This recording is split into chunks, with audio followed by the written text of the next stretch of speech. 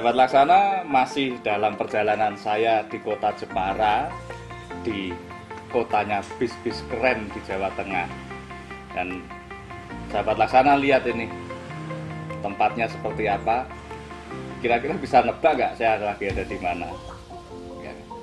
Kali ini saya berkesempatan untuk berjumpa dengan salah satu pelaku bis di Jepara. Tentunya teman-teman mungkin bisa menebak Black Bus with Colorful Service.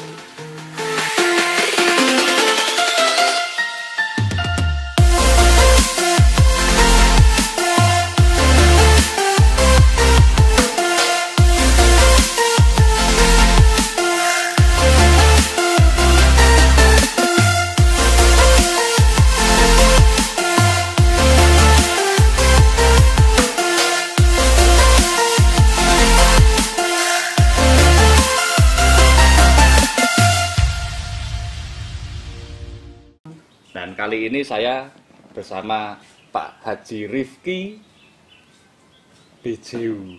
Selamat sore Pak Haji Rifki. Sore Mas. Gimana kabarnya? Sehat-sehat selalu? Alhamdulillah baik. Ya. Terima kasih kesempatannya Pak Rifki. Kita diundang di kediamannya yang wah bener-bener Neng asri. Desoi. Mewah, Desa ya, Mas, Mas? mewah. Ini bener-bener mewah ini. Mepet sawah. Ya mewah, ya mepet sawah. Ya. Tapi asik banget, suasananya asik banget untuk mendinginkan suasana dari riuh rendahnya kesibukan ya Mas Rifki ya. Terutama di masa-masa pandemi ini kan itu. Iya, betul. Pak Rifki mungkin bisa diceritakan pada sahabat Laksana. Iya, Mas. Sejarahnya BJU ini berawal bagaimana? Bagaimana keluarga Pak Rifki ini bisa terjun ke dunia transportasi bis? Saya mulai dari apa ya nih? Mulai mungkin saya langsung 2003 aja ya Mas ya. 2003. Ya, 2003 awal kita berdiri itu mulai dari bus kecil Mas, medium. Bus pariwisata. Dulu owner salah satu yang punya bis ini Pak Haji Rofiuddin membeli bis bekas Mas, medium dari Jakarta, dari PO ternama di sana ya, wisata. Dia beli 2 unit Mas, 2 unit kecil-kecil itu kan, medium MB, kalau tidak salah MB 700. MB 700. Dijalankanlah dia, karena emang salah satu hobi Pak Haji ini ya emang di dunia transportasi. Jadi memang karena berawal dengan hobi juga ya? Ya, mungkin dia hobi. Selain dia punya pekerjaan jual apa namanya, kayu ya Mas ya. Karena singkatan dari BJU ini kan Bongkotan Jati Utama. Jadi semua bus ini ya emang hasil daripada kayu ini. Ya. Dari bongkotnya itu. Bongkot, tahu bongkot nggak? Bongkot itu bagian paling bawah, dangkel, Ya, akar. jatinya itu Mas. Tuh. Lanjut. Lanjut. 2032 bertambah terus sampai 2006 kalau tidak salah itu kita punya hanya 4 kalau tidak salah 4 bus wisata semua, yang catnya dulu warna kita putih dulu, putih dengan aksen yang strapping yang minimalis sekali, tidak terlalu ruwet-ruwet gitu kan. Terus kita beralih melebarkan sayap itu semenjak tahun 2007, tepatnya tanggal 27 Juli 2007 Mas. Nah kebetulan kemarin kita habis ulang tahun nih Mas. Wah, selamat ulang ya, tahun untuk BJU. Kebetulan kemarin ya 27 Sayangnya Juli kita itu. nggak diundang. Soalnya karena pandemi ya, nggak boleh itu. kumpul-kumpul sayangnya. Iya wes, saiki pandemi terus yang kena. Ya semoga pandemi ini segera berlalu biar tahun depan bisa dirayakan ulang tahunnya. Jadi 2007 itu kita bikin salah satu karoseri di Malang. Terus kita bikin itu 3 Mas. 3, yang 2 itu kita rebody, yang 1 kita emang beli dari baru. Jadi seperti itu. Kita jalankan dulu, kita trayeknya itu mana ya? Jepara, Pulau Gadung saja. Hmm. Jadi 3 unit itu kita putar terus. Awal bis puter walian ya Mas ya? Awas bir putar walian. Karena dari sana pagi Mas. Nah, Pagi sampai sini sore kita putar balik. Sampai sini sore kita putar balik. Pagi dari sana kan Mas. Diputer itu 3. Baru kita ada penambahan trayek itu di 2009 kalau enggak 10. Kita ke Jakarta Selatan. Seperti itu. Ada penambahan unit dan trayek itu di 2009 kalau enggak 10 lah. Kita ke Jakarta Selatan khususnya di Lebak Bulus sampai jalan. Terus 2000 berapa lagi 2012 tambahan unit, 13 tambahan unit. Nah, pas di 2007 kita itu sudah ada kesepakatan yang sampai sekarang kita masih pegang slogan kita. Artinya emang apa ya? Apa itu? Slogan yang kayak di kaca itu loh Mas, Black Bass Community. Black Bass Community. Dari putih kita ke hitam. Nah, sejarahnya kok terus BJU itu jadi hitam dengan motif api, itu apa itu? Ya. Filosofinya apa itu? Dulu kan begini. Dulu itu saya ambil dari sejarah yang kemarin, kita kalau lihat di tahun segituan ya. Rata-rata bis itu putih terus, melulu putih terus. Hampir semua putih. Dan minim sekali, mungkin tidak ada lah. Kecil sekali lah. Persentasenya itu tidak ada 10% lah. Untuk pengusaha bis yang berani dengan cat hitam. Karena hitam ini kan posisinya gelap ya Mas. Ya. Bis ini kan larinya itu kan kita bis malam kan. Bis malam ini gelap. Kalau tidak ada lampu penerangan di jalan kan bahaya sekali. Ya. Nah, saya sama teman saya yang kemarin di vlog yang di BJU, jangan lupa ya di subscribe juga ya. Oh ya, itu ya. Follow juga channelnya BJU ya. BJU official ya. Ya, BJU official. Itu kemarin juga ada yang membahas kenapa kita pakai stripping yang harus berwarna gitu kan. Yang harus mencolok. Karena salah satunya yaitu untuk ya penerangan juga. Anda ada tol ya Mas ya, masih pantura semua kan. Jadi kita pakai hitam dasar. Gimana hitam ini bisa jadi hidup, itu harus dikasih apa ini? Makanya kita ambil kuning sama merah. Kalau dipadukan mungkin jadi api ya Mas. Jadi api yang menyala, panas ya toh, tetap membara, tetap semangat. Mungkin gitu ya Mas. Iya. Nah Pak Rifki, itu tadi sejarahnya tentang BJU, perjalanannya BJU. Kemudian untuk mempertahankan perusahaan ini tetap berjalan dengan baik, itu nilai-nilai apa saja yang menjadi visi dan misinya BJU, menjadi pegangannya BJU untuk terus melanjutkan usaha transportasi ini? Nilai-nilai apa saja yang ditanamkan pada keluarga? Ini kan perusahaannya dalam kumpulan keluarga ya Mas ya. Kemudian nilai-nilai apa saja yang ditanamkan pada SDM, baik kru maupun karyawan, itu apa saja supaya BJU ini tetap terus melaju dalam bidang transportasi? Ya nilai-nilai apa ya, nilai-nilai ya kita kalau untuk masalah kru ya tetap kesejahteraan, pasti kita kesejahteraan ya diperhatikan supaya mereka tetap loyal juga ya Mas ya. SDM-nya kita kita arahkan supaya lebih baik, supaya lebih bagus, karena kan nggak gampang juga Mas. Yang namanya driver atau CO co-driver ini kan tidak ada yang kecil sekali, dia itu persyaratan S1 atau apa kan. Jadi SDM-nya itu mungkin ya agak susah dibandingkan kita menerima dengan karyawan dengan S1 gitu loh. Jadi benar-benar SDM-nya kita arahkan supaya lebih baik.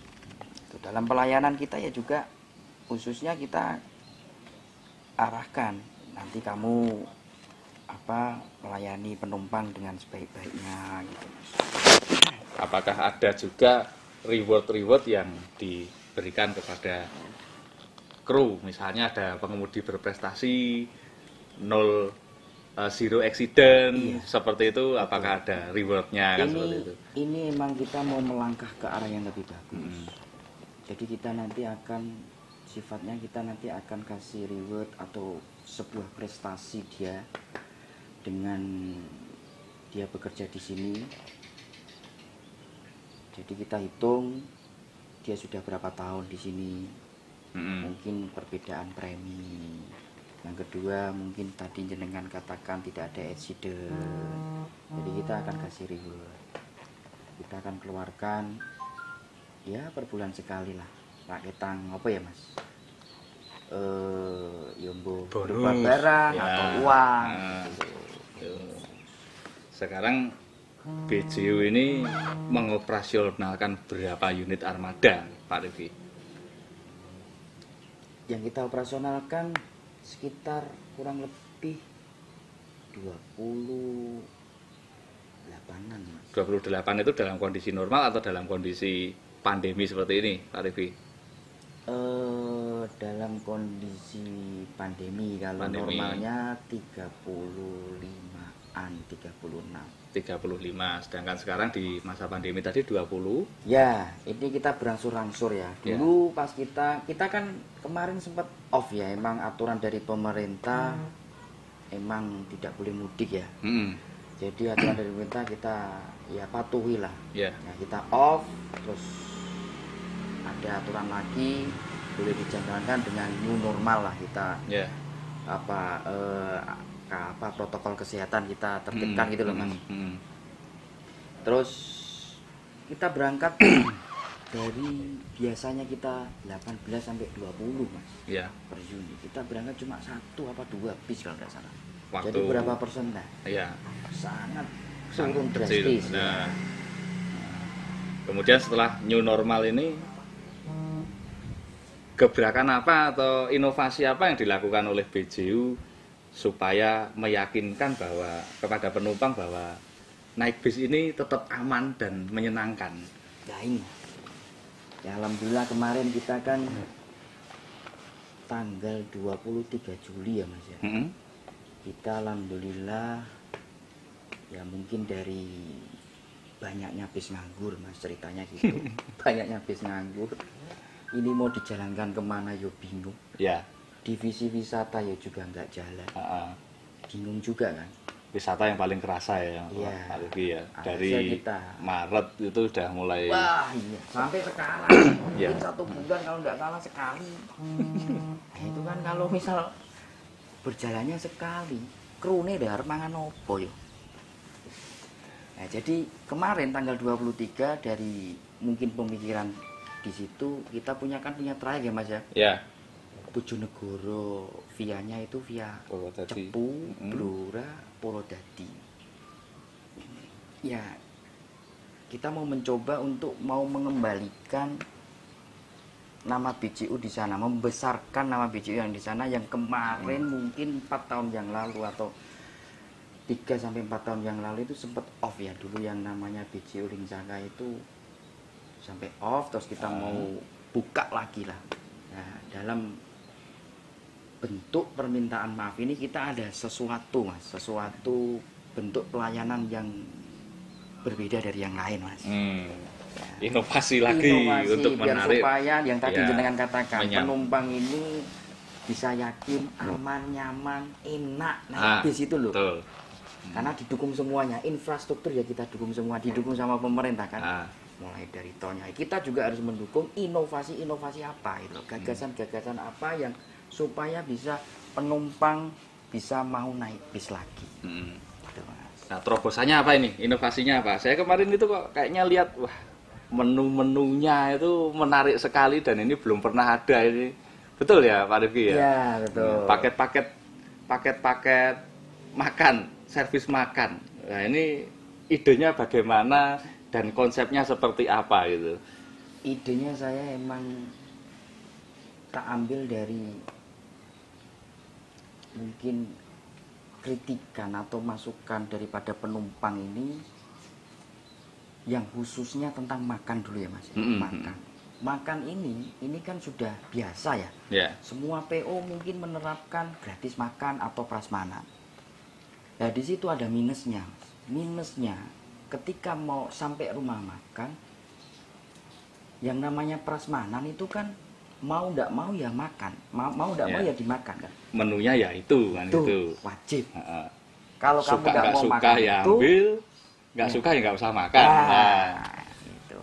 Yang kedua, kalau saya lihat pada waktu di lapangan di rumah makan, kita datang mas, 3, 4 atau sampai 10 bis, mungkin datang bisa bersamaan. Di situ meja yang disediakan di rumah makan itu kan nggak sampai 3 lah, 2 sampai 3 lah meja. Jadi kan ngantri nih mas. Ya.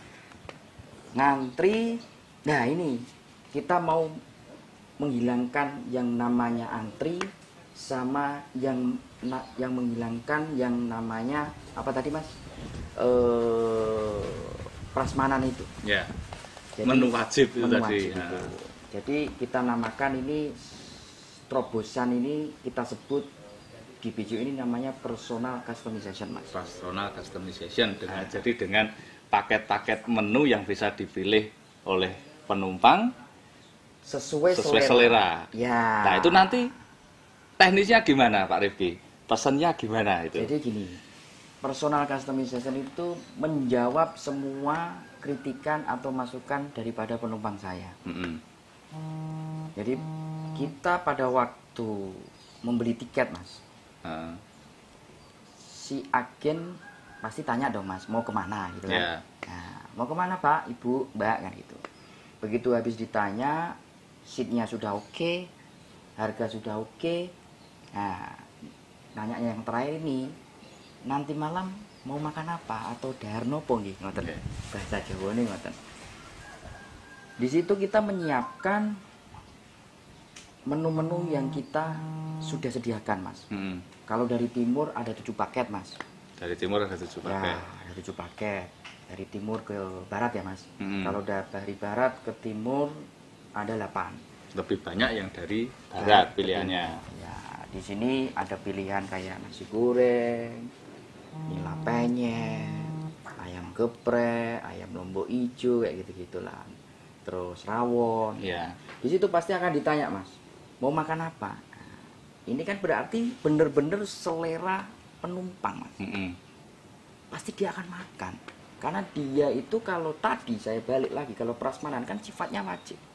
Belum tentu dia selera kan. Betul. Tapi kalau kita tawari dengan selera penumpang, mungkin akan dihabiskan itu makanan itu. Di perjalanan sambil naik BJU itu sambil membayangkan, wah aku nanti di sana mau makan rawon nih. Di sana nanti saya mau makan oseng-oseng lombok ijo. Ya, jadi udah ada angen-angen gitu. Betul. Ya. Jadi kalau mau makan misal di terminal turun ya, dia sudah berpikir, wah, eman-eman, makananku di sana lebih enak. Ya. Nah, ini seperti slogannya BJU juga, Black Bus with Colorful Service, ya kan? Dan mungkin juga sahabat Laksana, teman-teman pengguna Bismania pasti sudah tahu bahwa servis on boardnya BJU ini memang pelopor dari dulu yang lebih luar biasa ya. Ya, betul. Ada coffee makernya. Ya, sampai sekarang kita masih tetap komitmen. Gitu ya. Ya, dan di dalam pasti ada standar coffee makernya. Dan itu kita kasihkan free ya. Ada kopi, ada teh. Sampean tahu sendiri kan? Ya. Sampean di Laksana pasti saya ordernya harus ada ini mas. Nah, gitu. Harus ada coffee makernya gede. Untuk speknya BJU itu kalau dilaksana juga khusus, istimewa. Nah ini sekarang ngomong-ngomong soal spek bis ini, mungkin ada masukan dari Pak Rifki dari BJU ini atau pandangannya bagaimana tentang produknya Laksana? Ya sejauh ini ya mungkin yang namanya buatan manusia ya mas. Ya. Ada yang baik dan ada yang bagus. Ya Ada pas yang delalah. yang bagus. Ya pas delalah sing baik yo gak tak komplain. Nah sing kalau yang bagus, enggak bagus ya tak komplain. Ya. Nah, alhamdulillah saya dibantu sama sampean ini. Mas ini grobiakan ini piye mas? Nah, dandani iki mas kan gitu. Tapi sekarang kan udah enggak seperti dulu. Ya. Saya masuk Laksana tahun berapa ya, Mas? Kalau Mencoba eranya SR1 itu ya kira-kira tahun 2012 sampai 2014 ya. off Ya ya, Mas? jalan ke Linsaka itu Ya. ya yang rute Purwodadi. Kemudian BJU kembali lagi ke Laksana itu sekitar tahun 2018. Nah, itu mulai pertama ya, Mas? Ya, itu dengan unit XHD. XHD, Scania, Scania kemudian Tronton ya, Mas, langsung masuk 410 ya. langsung masuk lagi dengan RKR suspension. Ya, pertama kali itu ya, Ya, Laksana bikin dan ya. itu jadi prototipe RKR suspension buatan Laksana yang sudah dikembangkan. Jadi dulu Laksana ini pernah bikin air suspension, tapi hanya plug and play gitu. Hanya plug and play. Nah, mungkin yang dulu-dulu memang ditemukan masalah. Nah, akhirnya karena permintaan pasar, kita kembangkan lagi dengan sesuai dengan spek yang ada di Indonesia, dengan karakter pengemudi di Indonesia. Betul. Sekarang aman-aman saja, Aman, alhamdulillah. Untuk itu. suspensinya aman.